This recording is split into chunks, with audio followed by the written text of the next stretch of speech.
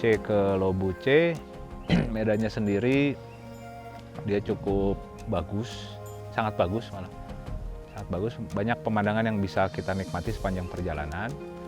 Terus awal-awal mungkin setengah perjalanan itu nggak terlalu banyak tanjakan ya, jadi cenderung datar-datar aja.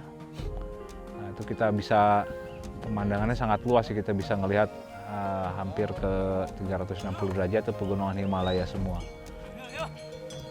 Karena sudah sekitar hari ke-6 ya dari Dingboche, nah itu biasanya gejala-gejala atau kurang nafsu makan itu sudah mulai terasa ya selepas dari Dingboche itu.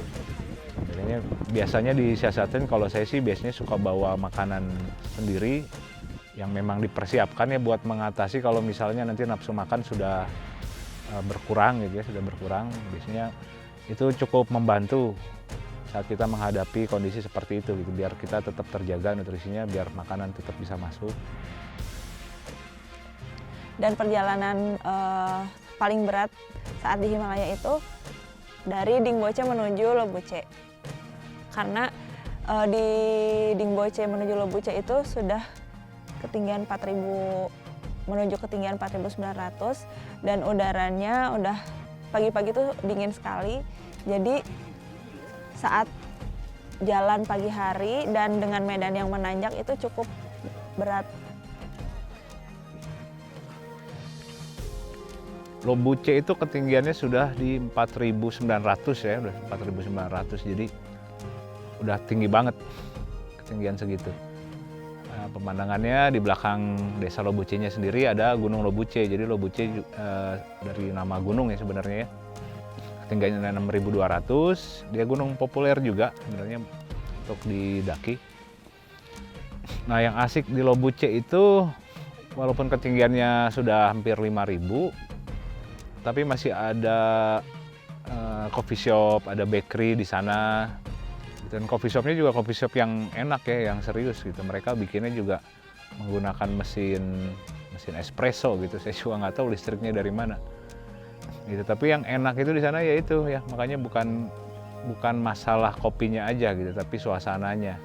Itu yang paling saya suka kalau di Lobuce ya, itu sampai di sana itu biasanya menjelang sore.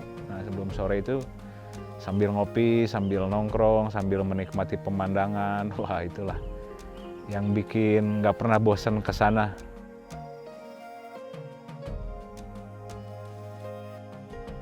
Dari Lobuce ke Goraksep, perjalanannya ini jadi bagian yang tidak terlupakan kayaknya. Gitu. Pasti buat yang baru pertama kali ke sana, nah perjalanan paling berkesannya sih biasanya gitu, biasanya setelah dari Lobuce.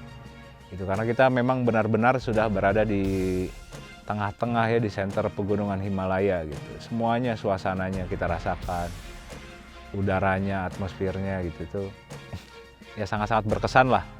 Itu medannya sendiri ya dia cukup nggak, sebenarnya kenaikannya juga nggak terlalu banyak ya, dia 4.900 sampai ke Goraksep itu desa terakhirnya ketinggian 5.200, jadi kenaikannya hanya 300 meter sebenarnya, nggak terlalu banyak. Nah sampai Goraksep itu biasanya siang kita makan siang di sana. Dan itinerary umum itu biasanya setelah dari Lobuce kita ke Goraksep, setelah makan siang biasanya lanjut sampai ke Everest Base Camp-nya. Jadi memang hari terakhir perjalanan gitu ya, inti dari perjalanan base camp Everest-nya itu sampai ke Everest Base Camp. Gitu, beres makan siang, kita lanjut lagi sekitar 2 jam sampai 3 jam perjalanan lah sampai ke Everest Base Camp. Sampai ke sana biasanya ya udah kita foto-foto ngelihat suasana Everest Base Camp seperti apa gitu ya, tenda-tenda pendaki yang akan mendaki Everest. Ramainya di Everest Base Camp itu bisa terlihat semua di sana. Nah, tapi masalahnya kalau untuk yang trekking ke Everest Base Camp-nya aja itu biasanya kita tidak bisa bermalam di Everest Base Camp. Jadi memang harus langsung balik lagi ke Goraksep dan tidur di Goraksep gitu ya. Karena ya satu masalah memang izinnya beda ya, jadi kita tidak bisa bermalam di Everest Base Camp-nya. Itu dan biaya, kalaupun bisa biayanya sangat besar ya, jadi bisa ada tambahan biayanya lagi gitu untuk bisa seperti itu. Jadi setelah dari Everest Base Camp kembali lagi ke Goraksep, biasanya bermalam di Goraksep. Nah itu kalau misalnya kita jalan yang nggak terlalu cepat, itu biasa aja, itu biasanya sore ya, sore menjelang gelap lah kita baru tiba di Goraksep. Di mana ini, Nin? Di Everest Base Camp Berapa ketinggiannya? 5.365. Gimana rasanya berdiri di sini sama suami tercinta? Kebayang nggak sih dia dulu pernah di atas sana? Bayang. Akhirnya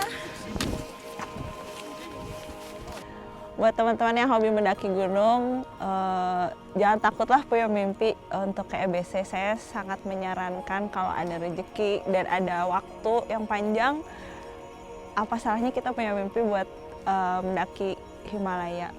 Karena menurut saya pegunungan di Himalaya ini adalah salah satu surga di dunia yang wajib dikunjungi oleh para pendaki.